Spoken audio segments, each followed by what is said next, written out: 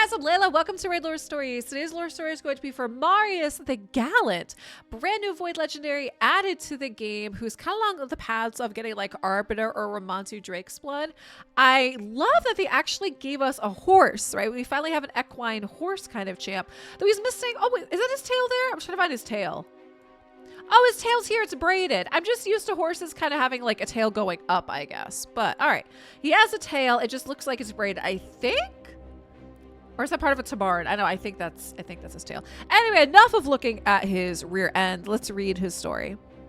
The legend of Marius the Gallant continues to inspire skinwalkers and their allies even today, so many years after his apparent death.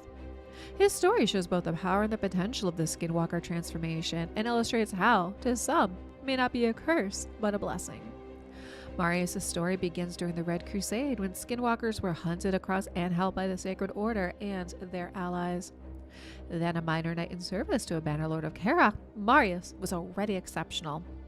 Many of his fellow knights considered him the epitome of chivalry, a handsome, strong, and brave hero in the making.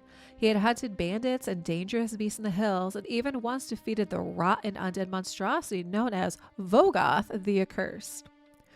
But it was his connection to his warhorse, Stormheart, that truly drew the attention of Marius' peers. The animal was no less exceptional than its master, being of superb stock and glossy of mane. Stormheart could gallop farther and for longer than any other steed. It was as courageous as Marius himself.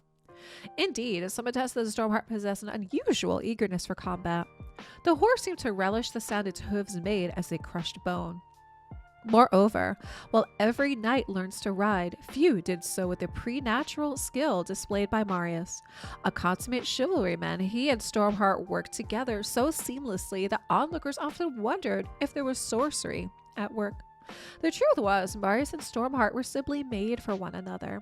There's that rare partnership of man and animal that elevates both above their respective limitations.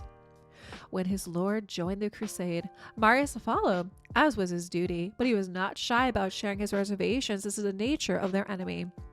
He could not help but see the skinwalkers as victims, rather than monsters. To his mind, they were no different to sufferers of plague or leprosy. Most were even dangerous, save for a brief period after the transformation. But for all his misgivings, Marius was loyal to his lord, though he tried his best to hunt only those skinwalkers who he believed had fully given it to their bestial selves and become monstrous. It was during one such hunt that Marius and his followers were ambushed by a drove of savage, porcine-featured skinwalkers. Though Marius killed the leader of the drove, his followers were slain to a man, and Stormheart was fatally wounded. Marius' mighty steed lay dying. Unable to bear seeing his dear companion in such agony, Marius drew his sword and ended the courageous horse's life. In that moment, his own life became something much different. In the instant Stormheart died, his powerful spirit thundered into Marius, and his master was transformed into a towering creature, part man, part horse. There was no battle between horse and man's soul, as with almost all skinwalkers, but a conjoining, a homecoming, a bringing together of friends into a most unbreakable bond. Marius had become one of the very creatures he was sworn to destroy.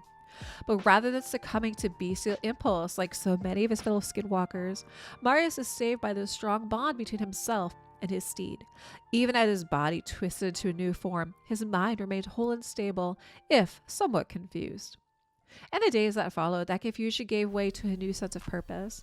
Marius believed this transformation happened for a reason. He had been chosen to show his fellow knights the error of their ways. Thus began the legend of Marius the Gallant, bearing his shield and lance and his old garb to show to his old comrades that he was still, in a sense, one of them. He galloped into battle against both his old allies on behalf of those they unjustly persecuted, as well as those skinwalkers who threatened innocent lives.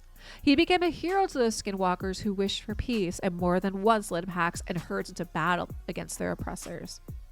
Marius' apparent death came in the foothills of Frostheim, when a band of knights of Ark attacked a village of peaceful skinwalkers. Marius led the defense of the settlement, but joined forces with the attackers when the battle awakened a lurking horde of skelags from a nearby frozen lake. Though Marius won the day, he was badly wounded. As he lay dying, an enigmatic woman, sheathed in holy light, appeared and knelt beside him. She seemed to whisper to him as he breathed his last. And when she rose to her feet, Marius the Gallant had vanished from the world, leaving behind only the stain of his blood and the lasting legend of his heroism.